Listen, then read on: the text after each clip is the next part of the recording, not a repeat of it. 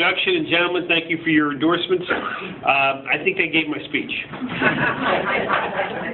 And they really have, and it's very important to me that I have this endorsement of the business community of Pennsylvania, the entire business community, including the Tavern Owners Association, also the physicians.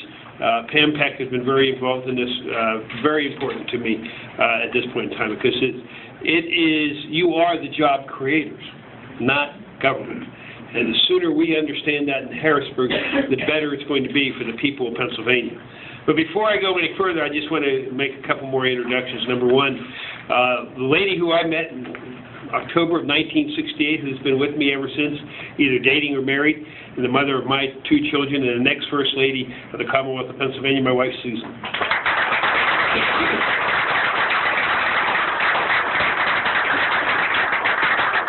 Congressman Charlie Dent's been introduced already, but I just want to repeat that, Charlie. I look forward to working with you in Congress on behalf of the interests of the Commonwealth of Pennsylvania, working with the entire delegation to make sure that Washington understands that we'd rather do it alone and do it on our own in the states than having the federal government tell us what we have to buy.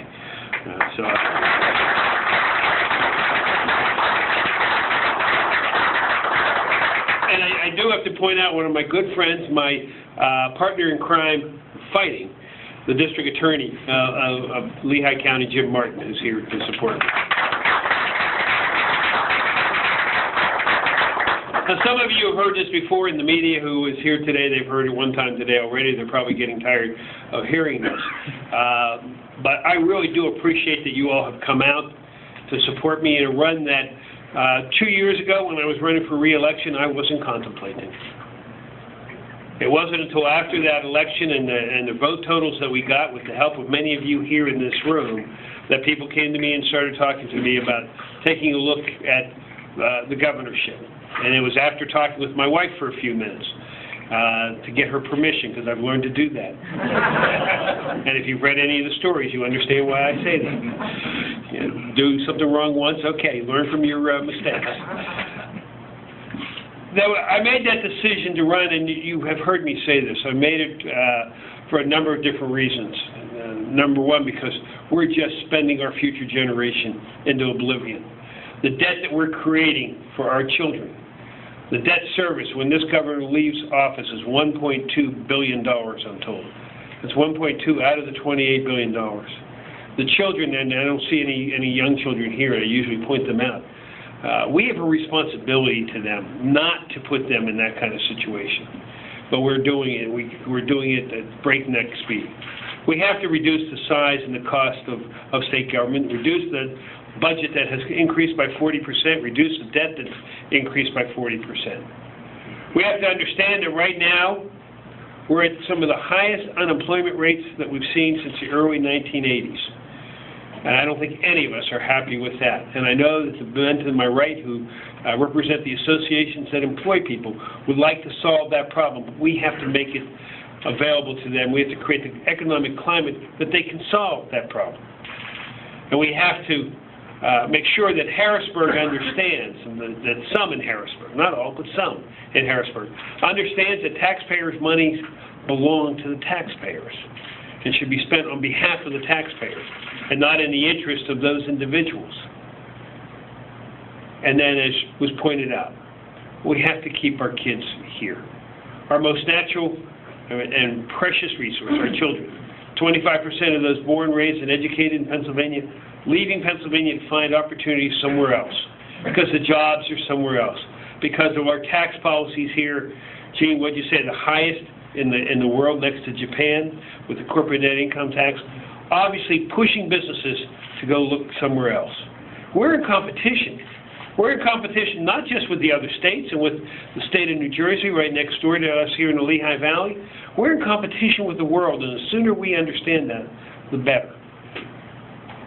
We have to become not just the leader among states, but we have to become a leader among nations. And we can do it. We have the potential to do it. We just have to have a goal. And I will tell you, my goal is to make Pennsylvania #1 again, and I hope you agree with me on that.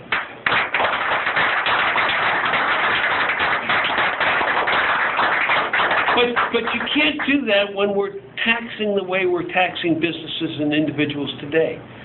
With a CNI that's 9.9%, with the capital stock and franchise tax that, well, 1 year we start going back and reducing it, and then, no, we need more money, so we raise it again. We have to reduce that. We have to take the cap off the net operating loss so that the individuals who are running businesses, both small and large, when they have a bad year and then a good year the next year, you can carry that forward. The federal government doesn't even put a cap on the net operating loss yet. Here we are in Pennsylvania because we're spending so much money, we need more revenue to do that. The death tax, the inheritance tax, pointed out by Kevin, is so devastating to the small businesses and to the family farms in particular. When somebody does die when they're owning a business, and the ability not to be able to pass that along because of the cost, we have to eliminate that. And the way we eliminate those taxes is we cut the spending first. That 40% increase has to be reversed. We've gone from $22 billion to $28 billion. We don't need to be up at $28 billion. We need to be much smarter about how we spend money. We need to go in and save money. We need not only to cut, though, we need to find the efficiencies in state government. And I'm going to bring the people in with me as governor that we will find the efficiencies, where we'll deal with payments that are made that shouldn't be made, where we can get economies of scale. For instance, I often talk about the PennDOT selling or buying salt by district rather than by one price for the entire state of Pennsylvania. We're going to bring a much more business-oriented approach, as the business people to my right do to their businesses and to their associations, because it absolutely has to be done. Right now we have a bus out there that says less taxes, more jobs. It's a pretty simple relationship between the two. Although I will tell you, I'm in competition. My opponent is the only one that I know of that has a tax that is named after him. He doesn't get it. He's increased taxes to balance a budget. He created a new tax to balance a budget, a hole in a budget that really should have been covered by controlling the spending, controlling the costs. And we have to do the same thing here. Right now, you see the governor going around and talking about a gasoline tax, increasing the gasoline tax for transportation. Well, we need to deal with transportation. I always wonder where the governor's been for the last 7.5 years on that issue. He shows up 6 months out from his end of his term and starts talking about another tax. We don't have to think about another tax. We have to think about creating revenue through the private sector, reducing the size and the cost of state government. Because for too long, we've been increasing and increasing and increasing on the backs of business. And that's why it's so very important to me that business is here today, that they're here to support me, but not just me, to support their employees. You heard what? 500,000 jobs in the restaurant industry. 500,000 jobs. Can you get me all those votes? It'd be a nice start. Nice start. 500,000 jobs in the restaurant industry alone are affected by the taxes that we pay. And the more taxes we pay, the less dollars individuals have to go out and participate and go to a restaurant and enjoy a restaurant. The Tavern Owners Association the same way. And we see what that tax did in Allegheny County. It drove businesses out. It's created, you see the growth in southwestern Pennsylvania. It's in Butler County. It's in Washington County. It's in Westmoreland County. That's what taxes do. And if we continue the taxes, we're going to see businesses in Pennsylvania continue to leave, continue to go to Texas or Florida or Alabama, or go to New Jersey, because you see what Governor Christie's doing. He's getting control of the spending. And you're going to see him starting to cut taxes, I'm sure, because he wants to be competitive with us. So my goal is that we do make Pennsylvania #1, because we get our spending under control. We get the size of government reduced.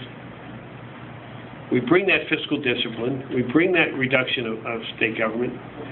And then we become the model for other states when it comes to legal reform, when it comes to tort reform, when it comes to regulatory reform. We understand that business is good for Pennsylvania. It's not an adversary that we're supposed to over-regulate and play gotcha with. We're supposed to regulate, and we will do that. Anybody that doesn't think I regulate, just look at my record. We will regulate, but fairly. and in partnership, so we can grow the jobs in Pennsylvania so that our children aren't leaving Pennsylvania to go to those other states. And I want those other states, I want all the states of the United States to look at Pennsylvania here in the future and say, you know what, Pennsylvania is the standard of excellence when it comes to creating jobs, when it comes to education, when it comes to developing energy and becoming an exporter of energy and energy independent, when it comes to tourism and agriculture. There is no reason that we don't have that, except for the fact that right now in Harrisburg, we don't have a leader that's willing to be committed to making Pennsylvania number one. Well, I promise you this, the decisions I make as governor are going to be made in what's in the best interest of our children, what's in the best interest of our grandchildren, and what's in the best interest of making Pennsylvania number one. With your help, we're going to do that. Thank you all for joining me today. November 2nd, 7 days away, get out, get the vote out.